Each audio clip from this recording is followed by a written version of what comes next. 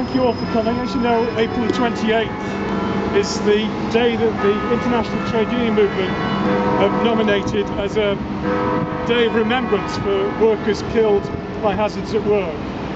We're going to start today with a minute's silence, then we'll have some speeches, and then finally there'll be a performance of a play that we think illustrates some of the themes that the trade union movement's been trying to get across for some time. So, on the final bell, I'll ask you to remain silent for a minute, and then we'll have some speeches, and then one by one I'll ask you to bring your flowers and lay them by our memorial stone.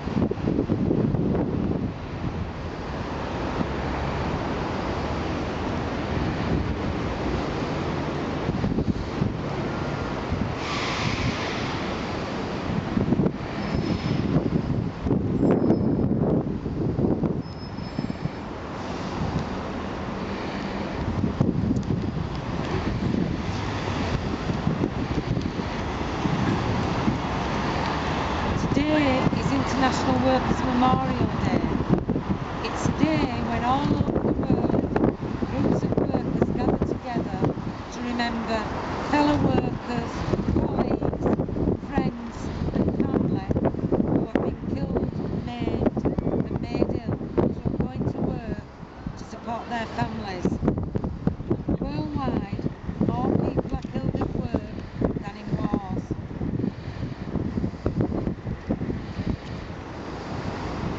By attacking protective regulation and slashing enforcement, the actions of the government are putting the health and safety of workers under threat.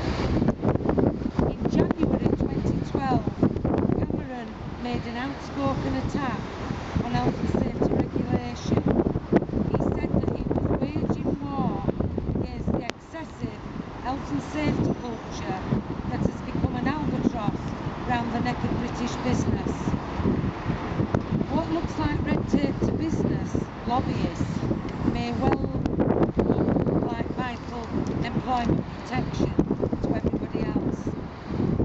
Government claims that slashing red tape will save businesses millions, but in the real world, health and safety regulations prevent harm to employees. Harm by employers is already costing the taxpayer tens of billions each year in benefits and health costs for injured workers and their families. The government is to cut funding to the Health and Safety Executive by 35% over the next 3 years. The Health and Safety Executive info line has already closed. Britain ranked 20th out of 34 countries in the Health and Safety Risk Index of the OECD industrialised countries. Regulation should not be seen as a burden on business. Good health and safety does not hurt anyone. The HSE latest statistics for the number of work-related fatalities was 171. An increase of 16% on last year's figures. Often, this statistic is the only one that makes the headlines, but the reality is that there are millions of UK workers suffering from work-related ill health. Deaths from work-related cancers estimated at 18,000 including over 4,000 due to asbestos. Deaths from heart disease up to 20,000. 20% of those are related to stress, long hours and shift working. Deaths from respiratory illnesses are estimated at about 6,000. Deaths from other work-related diseases are estimated at another 6,000. So the total deaths from work-related diseases can be up to 50,000 a year. Prevention of cancer has a much lower profile in the workplace than prevention of injuries. Cancers caused by the jobs we do kill one person in the UK every 30 seconds. There are 1.9 million people of working age in Great Britain living with an injury or illness caused or made worse by their jobs. This is equivalent to the populations of Edinburgh, Liverpool, Cardiff, Newcastle, Portsmouth and Blackpool combined. Poor health and safety kills, injures and disables. Serious injuries can be reduced by 50% by having trade union health and safety representatives and safety committees. We are told that modern work doesn't harm many people and that our health and safety is a burden on business. Costs employers far too much and is stopping jobs being cut. It's all lies and it's time for action. And what we'd like to ask for is that there's no legal reduction in the protection of workers on health and safety. It is not a burden on business to protect the lives and health of workers. Those who create the risks must be held accountable. We need harsher penalties for those who break the laws and legal duty on those at the top of organisations who make the decisions. No business should be exempt from inspections. Having the right to inspect them, we also need enough inspectors to do the job. Unionised workplaces are safer, and it is time the government publicly acknowledged that and did something to practically support health and safety representatives. Tens of thousands of people are killed every year by diseases caused by their work, and what we need is more prevention in the workplace to prevent those people from dying. We are fighting for our lives like never before. Our health and safety is under attack. When we are injured or made ill, the benefit system which we have paid into is not there to support us, and cuts to legal aid will mean that we will also go uncompensated. When we have worked for 50 years or more, we are told that we must work longer. All the protections that we have now have been fought for over generations. So today we remember the dead, but tomorrow we must continue to fight like hell for the living.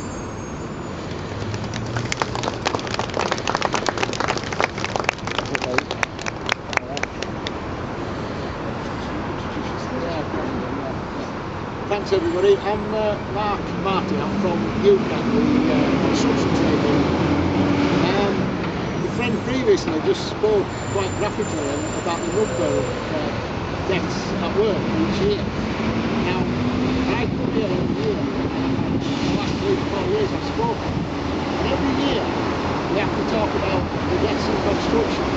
That a third of those total deaths are in construction alone. Just think about that. And that's the people who go out and make these wonderful buildings that surround us.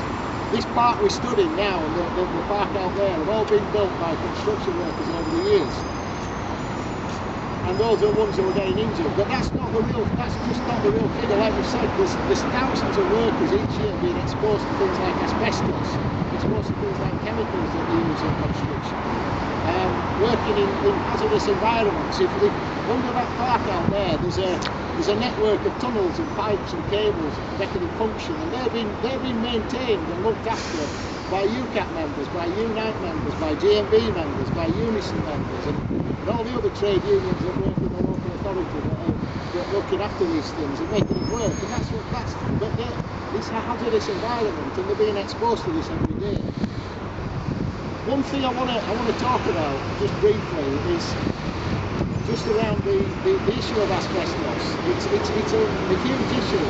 Across Bradford, there's thousands of people living in council properties, people working in buildings like this that have got asbestos in behind the walls. They've got asbestos in your council properties, in Artex and things like that. Barely a day goes by without our office taking a call from somebody that's accidentally drilled into a wall with asbestos behind it. They think they're being exposed. We put them on a register, and at times UCAT actually stood alone campaigning and supporting the campaigns to get justice for asbestos, particularly around chlorine plaques, where people are initially exposed to asbestos don't actually develop the full blown, but have actually got some diseases there. We've had a long battle with the insurers over the years to ensure that people get the justice should they be exposed in the first place, and then, you know, if they're unfortunate enough to develop into a full-blown asbestosis. But we will continue to fight.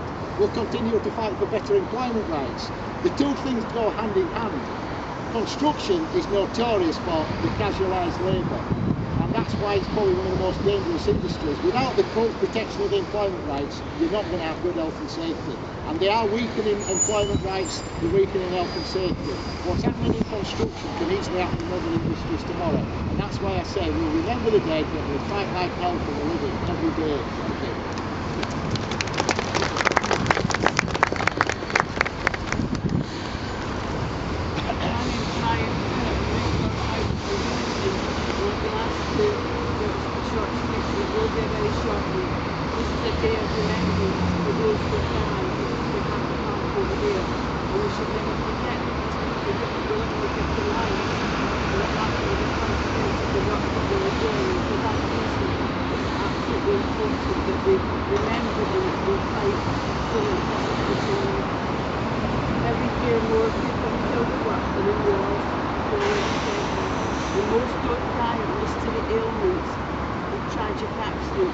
They died because their employer decided their health and safety was just not that important. And we must never forget that health and safety is incredibly important. Workers' Memorial Day commemorates those workers.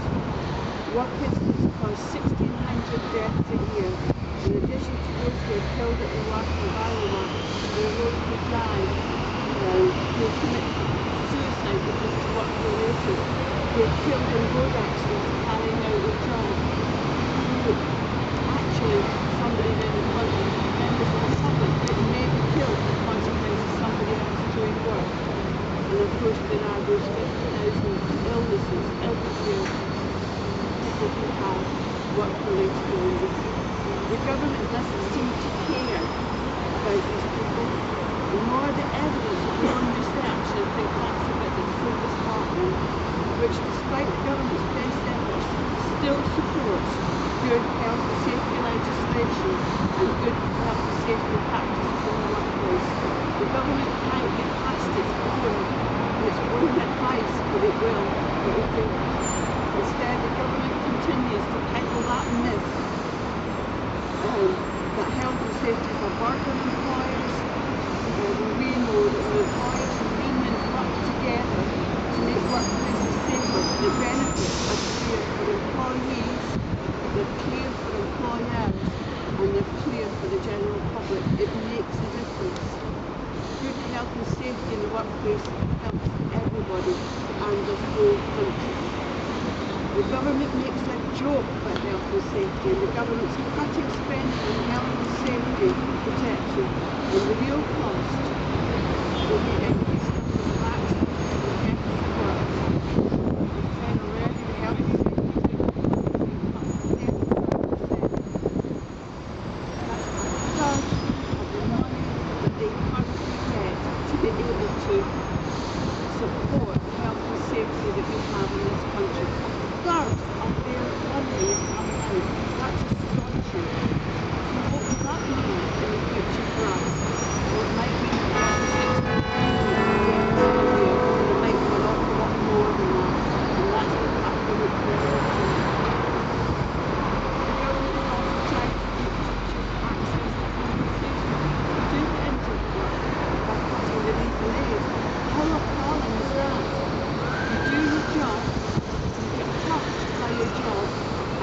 cannot work anymore, and you cannot get money to make sure that you're off the deadline like you were before.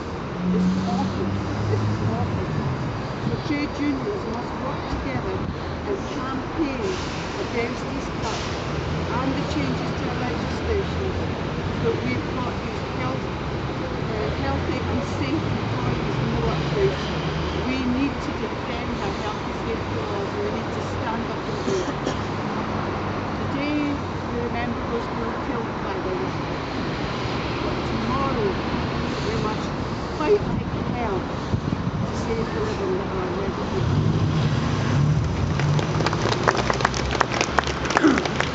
Now if I can ask you one by one to lay your flowers by the wreaths first, and then one by one the flowers.